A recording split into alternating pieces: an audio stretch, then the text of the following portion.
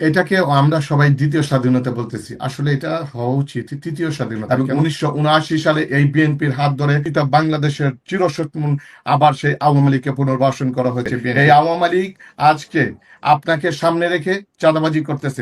আওয়ামী লীগকে আবার যদি পুনর্বাসিত করার সুযোগ দেয়, বাংলাদেশের স্বাধীনতা সার্বভৌমত্ব ভুলুণ্ঠিত হবে। 17টি বৎসরে বাংলাদেশে একটা ন্যারেটিভ দাঁড় করানোর চেষ্টা করা হয়েছে। 1947 সালে ধর্মের ভিত্তিতে আমরা দুটো দেশে বিভক্ত হয়েছিলাম।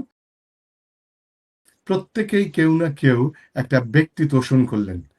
আজকে 1700 উপরে শহীদ এবং আবু সাইদ মুগ্ধ ছাত্র জনতার আত্মাহুতির মধ্য দিয়ে এই রক্তস্নাত যে আমরা দ্বিতীয় স্বাধীনতা বলে থাকি, এই দ্বিতীয় স্বাধীনতা অর্জন করার পরেও আমরা যদি একটা ব্যক্তি তুষ্ট থেকে ব্যক্তি তোষণ থেকে বের হতে না পারি, এটা আমাদের জন্য খুবই দুর্ভাগ্য। আমি একটা বিষয় একটু বলে নিই, যে এটাকে আমরা সবাই দ্বিতীয় স্বাধীনতা বলতেছি, আসলে এটা হওয়া উচিত তৃতীয় স্বাধীনতা। কেন তৃতীয় স্বাধীনতা? 1947 সালে ধর্মের ভিত্তিতে আমরা দুটো দেশে বিভক্ত হয়েছিলাম, যেটা ছিল কি বলে পাকিস্তান এবং ইন্ডিয়া। পরবর্তীতে পাকিস্তানের অন্যায় অত্যাচার জুলুম নির্যাতন নিষ্পেষণের মধ্য দিয়ে লক্ষাধিক মানুষের আত্মাহুতির মধ্য দিয়ে 1971 সালে আমরা 16ই ডিসেম্বর এই সামনে আসতেছে বিজয় লাভ করে আমরা দ্বিতীয় স্বাধীনতা, আমার বক্তব্য দ্বিতীয় স্বাধীনতা অর্জন করি এবং আমরা একটা লাল সবুজের পতাকা পাই, একটা স্বাধীন সার্বভৌম দেশ পাই, 56,000 মাইলের একটা ভূমি পাই। সেই ভূমিটা 1971 সালের পর থেকেই আজকে 53 বছর হয়েছে, কখনোই আমরা যোগ্য নেতৃত্বের অভাবে এই দেশটাকে যেখানে নিয়ে যাওয়া উচিত ছিল, যেখানে নিয়ে যেতে পারতাম, সেটা আমরা পারিনি। হ্যাঁ, আমি অত্যন্ত সম্মানের সাথে শ্রদ্ধা করি শহীদ প্রেসিডেন্ট জিয়াউর রহমান সাহেবকে। উনি একটা ডাইনামিক লিডার ছিলেন।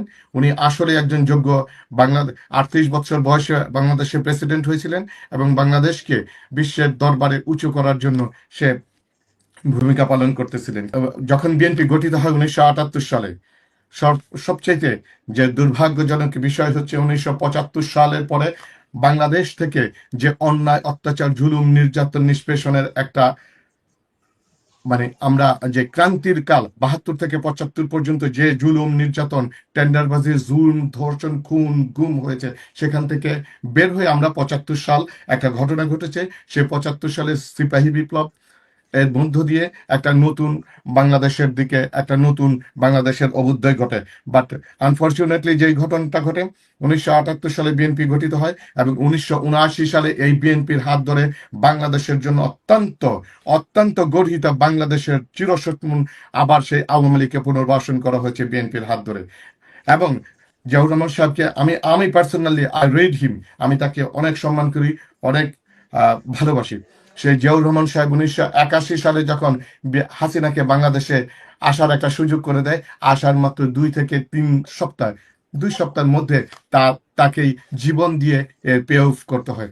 আজকে 2024 সালে যে তৃতীয় স্বাধীনতা হয়েছে, এই তৃতীয় স্বাধীনতার মাধ্যমে যদি আমরা আওয়ামী লীগকে আবার যদি পুনর্বাসিত করার সুযোগ দেই, বাংলাদেশের স্বাধীনতা সার্বভৌমত্ব ভুলুণ্ঠিত হবে।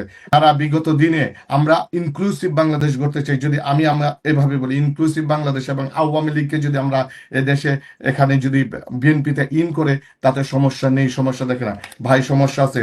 এই আওয়ামী লীগ আজকে আপনাকে সামনে রেখে চাঁদাবাজি করতেছে।